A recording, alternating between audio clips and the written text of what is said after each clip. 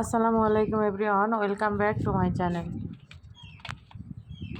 আজ হাঁসের মাংস আমি কেমন করে বাগার দিই সেটা দেখাচ্ছি। প্রথমে কড়াইয়ে সরিষার তেল দিয়ে পেঁয়াজ ভেজে নিচ্ছিলাম।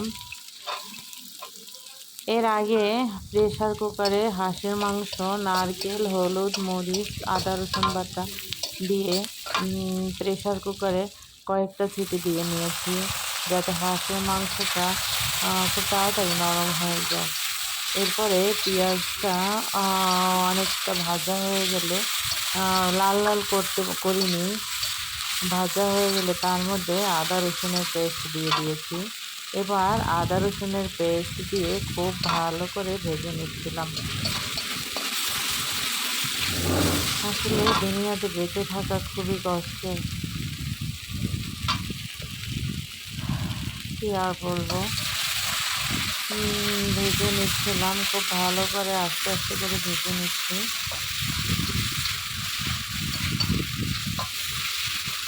এবার আর একটু ভাজা হয়ে গেলে এর মধ্যে দিয়ে দেব একটু জল।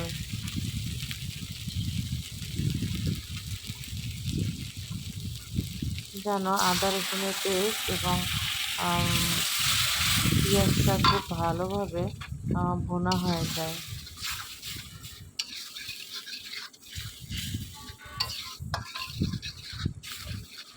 এবার আরও কয়েক মিনিট ভেজে নিচ্ছিলাম। এবার ভাজা হয়ে গেছে, ভুনাও হয়ে গেছে। এর মধ্যে দিয়ে দিব মাংস, সিদ্ধ করা মাংস। এর মধ্যে আমি আগেই লবণ দিয়ে দিয়েছি, প্রয়োজনীয় অনেক মশলাই দিয়ে দিয়েছি, কিন্তু এর মধ্যে গরম মশলাটা এখন পর্যন্ত অ্যাড করিনি। পেঁয়াজ, আদা রসুন বাটা পেস্ট করা হয়ে গেছে এবং সেটা ভুনাও হয়ে গেছে। এর মধ্যে হাঁসের মাংসটা উঠিয়ে দিচ্ছিলাম, উঠিয়ে দিয়ে একটু নেড়ে চেড়ে দিলাম। এবার আরও আছে, সেটা দিয়ে দিব। আস্তে আস্তে করে দিতে হবে, না হলে ছিটকে হাত পায়ে লেগে যাবে। অনেকে আছেন প্রেশার কুকারটা ঢেলে দেন, কখনো এই কাজটি করবেন না। প্রেশার কুকার ঢেলে দেওয়া যায় না, আস্তে আস্তে করে দিতে হয়।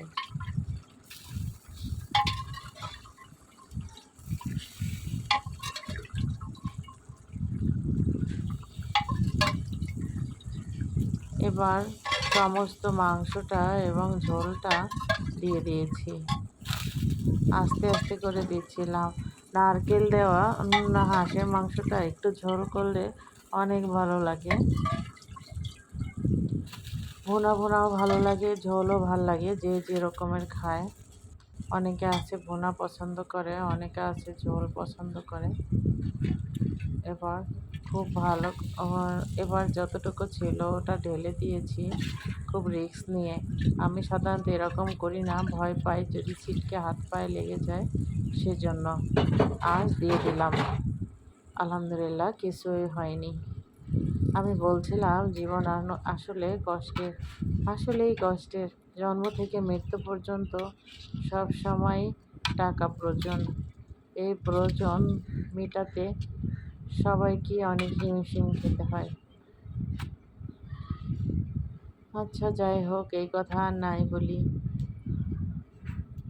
ছেলে কিংবা মেয়ে সবাই কর্মঠ হওয়া উচিত এবং ইনকামের পথ ধরা উচিত। সবারই বেঁচে থাকার অধিকার আছে এবং ভালোভাবে বেঁচে থাকার অধিকার আছে। হাঁসের মাংসটা এবার খুব ভালো করে নেড়ে চেড়ে দিচ্ছিলাম।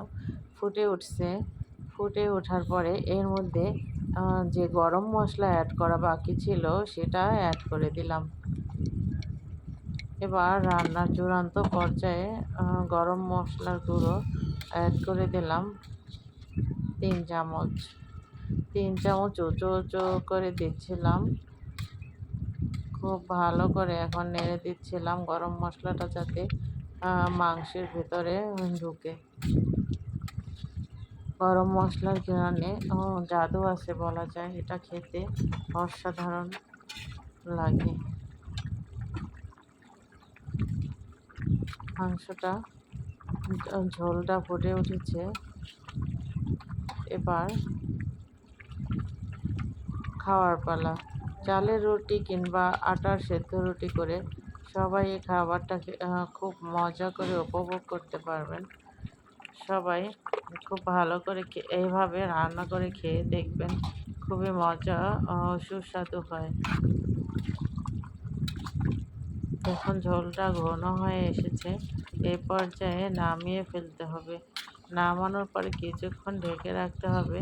ঢেকে রাখলেই সুস্বাদু মাংস খুব আয়োজন করে খাওয়া যাবে। আমি চুলার জালটা বন্ধ করে দিয়েছি।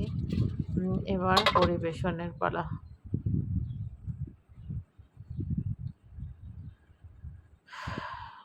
আল্লাহ জন্ম থেকে মৃত্যু পর্যন্ত যার যা নসিবে রেখেছেন সে ততটুকুই পাবে।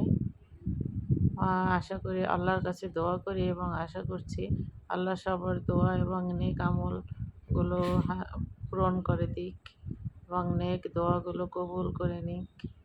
সবাই ভালো থাকবেন, সুস্থ থাকবেন। আসসালামু আলাইকুম।